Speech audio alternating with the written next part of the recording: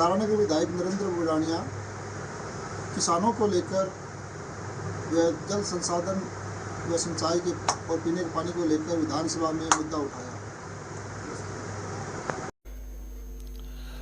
अध्यक्ष महोदय, सरकार जो एक बिल लेके आई है, ये बिल जन विरोधी बिल है और जनता की मूल भावना के खिलाफ है। इस बिल से संरक्षण एवं प्रबंधन प्राधिकरण बन जाएगा और वो प्राधिकरण इस पीने के संरक्षण के और प्रबंधन के लिए काम करेगा। अध्यक्ष महोदय, ये बिल को हम पूरा अध्ययन करते हैं तो ये इससे साफ चीज जाहिर होती है कि ये बिल भ्रष्टाचार का अड्डा बनेगा। ये भ्रष्टाचार का अड्डा बनेगा। मैं सभी सदस्यों को कहना चाहता हूं कि ये कोई छोटी मोटी बात नहीं है। आप मुझे बताइए, वसुंधरा राजे जी ये बिल लेके आई थी, फिर क्यों नहीं पास हुआ? अधिकारियों ने बिल लाने के लिए उनको तैयार किया, लेकिन उन्होंने जन भावना के मुताबिक वो बैक हो गए। अभी आप लेके आए जुलाई में। उस वक्त अध्यक्ष महोदय, मैंने उस बिल पर बोलने के लिए पूरा तैयार होकर आया था और मैं शायद आपके कमरे में बैठा था, कहीं बैठा था, कुछ सदस्य यहां मौजूद हैं अभी। मैंने कहा था ये बात करो सरकार से, ये बिल इतना घातक होगा कि आपके सबके समझ में नहीं आएगी। अध्यक्ष महोदय, ये प्रवर समिति को गया, क्या हुआ प्रवर समिति में? अरे किसानों से तो डर गए आप, उनको तो आपने हटा दिया। बाकी जो क्या किया आपने, एमएलए तो डाले हैं दो। अरे पूरी जो आपकी कमेटी बनेगी, प्राधिकरण बनेगा, उसका चेयरमैन से लेकर के सारे लोग तो अधिकारी हैं। तो ये जो अपना जो प्राधिकरण बनेगा, ये अधिकारियों को शक्ति देने वाला बनेगा और ये तानाशाह हो जाएगा। अध्यक्ष महोदय, मैं जिम्मेदारी से कहना चाहता हूं ये बात, ये बिल आप देखिए, ये कोई भी व्यक्ति आवेदन करेगा, एनओसी मांगेगा। क्या हो रहा है आज? क्या हो रहा है अध्यक्ष महोदय? ये एक नई दुकान खुल रही है और इस दुकान के अंदर आम जन शामिल हो गया है। आपने किसानों को सिंचाई के लिए अलग किया है, आम जन को, अभी जूली साहब बोल रहे थे, हैंडपंप को भी आपने शामिल किया है। तो ये सारी अव्यवहारिक चीजें हैं, इसको गहराई से इसको देखना चाहिए। ये जन भावना से जुड़ा हुआ बिल है अध्यक्ष महोदय, इसमें आम आदमी प्रभावित होगा। अभी एक बात और है, अब 2 एमएलए तो आपने डाल दिए, कोई एमएलए सुझाव देगा, कौन मानेगा उसकी? फैसला तो आप करोगे उससे बहुमत से, तो विचार भले ही रख दो अपने, फैसला बहुमत से ही करते हो। आज हम विपक्ष में बैठे हैं, हम बोल के सुझाव दे रहे हैं, अब मानो तो मानो, नहीं मानो तो नहीं मानो, आप पास कर लोगे।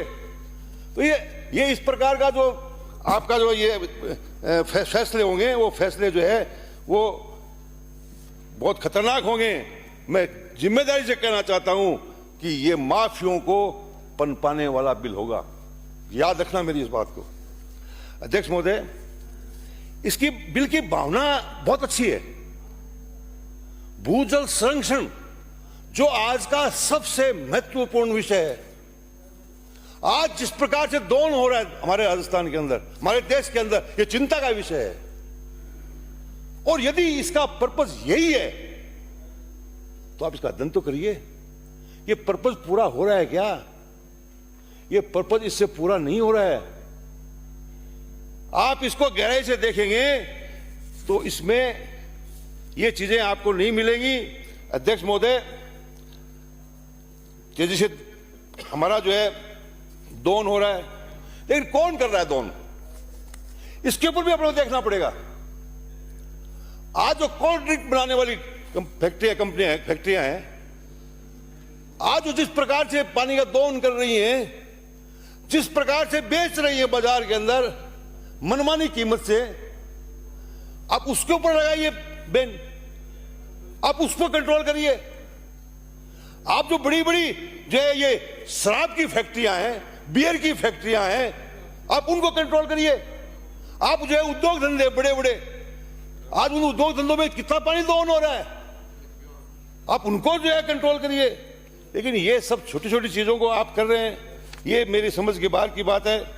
अध्यक्ष महोदय, रिचार्ज एक बड़ी समस्या है और रिचार्ज के बिना आने वाली पीढ़ी जिंदा नहीं रह सकेगी। आने वाली पीढ़ी के लिए सबसे बड़ा कोई युद्ध होगा तो पानी का होगा।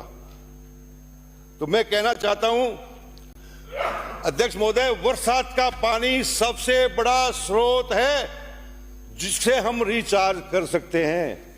आज हम कहां खड़े हैं? आज बरसात का पानी सारा का सारा पानी वेस्ट हो रहा है, सड़कों पे चल रहा है पानी, सड़कें खुली रही, रास्ते रुक जाते हैं, कोई उसको संभालने वाला नहीं है। आज इसके ऊपर में ध्यान देना होगा कि रिचार्ज बढ़ कैसे सकता है। अध्यक्ष महोदय, मैं जिस गांव में पैदा हुआ उस गांव के अंदर सैकड़ों टांके बने हुए हैं और पानी जहर जैसा है, पशु भी नहीं पी सकता।